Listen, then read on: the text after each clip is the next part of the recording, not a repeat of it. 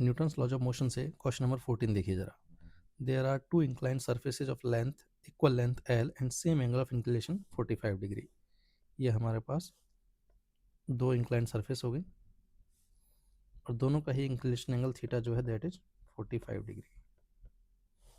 ठीक है, one of them is rough and other is perfectly smooth. ये जो है हमारे पास रफ है और ये है मान लो स्मूथ। आगे क्या बोला है? A given body takes 2 times as much time to slide down on the rough surface than on the smooth surface. The coefficient of the friction mu k between the object and the rough surface is close to. ये सवाल वैसे पहले भी आ चुका है NEET में, repeat हुआ है इस बार कि यहाँ से हमने 2 kg की, मैं इसको एक बार के लिए एम मास मान लेता हूँ, 2 kg की एक ऑब्जेक्ट को यहाँ से रिलीज किया है,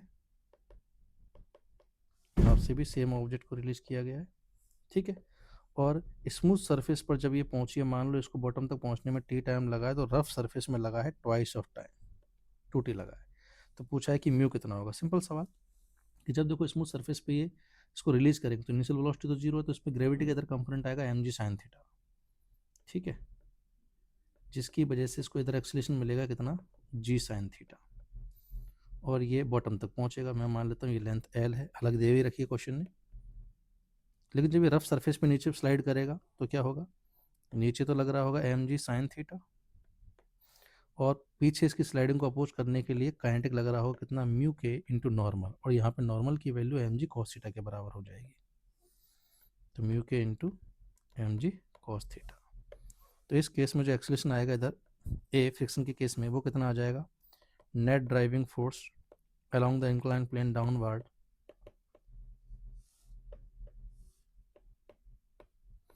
अपॉन में मास ऑफ द बॉडी। तो ये आ गया हमारे पास, इसको a1 नाम दे देता हूँ, तो ये आ गया g sin theta minus mu के g cos थीटा, इसको a2 नाम दे देते हैं। अब दोनों के लिए जरा काइनेमेटिक्स की इक्वेशन लगाते हैं क्योंकि एक्सीलरेशन दोनों के ही यूनिफॉर्म है रेस्पेक्टिवली। तो पहले केस में अगर मैं एल डिस्टेंस का टाइम लिखूँ तो कितना लिखूंगा, L displacement equal to G U T, तो जीरो हो गया, प्लस हाफ a1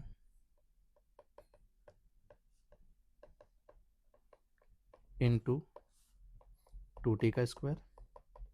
दूसरे केस में सेम डिस्प्लेसमेंट के लिए टाइम कितना होगा, L equal to U T, तो यहाँ भी जीरो हो गया, half G sine theta into T square. ठीक है, अब दो थीटा की वैल्यू हमारे पास 45 है, तो कॉस 45 लिखो चाहे साइन 45 लिखो, दोनों बराबर ही आने वाले हैं।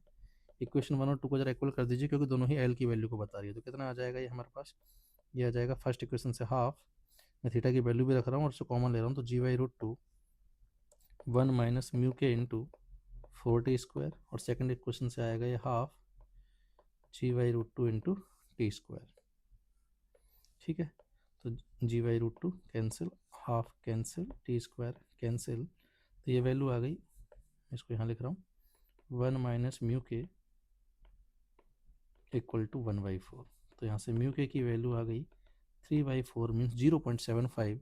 तो second option is the correct answer.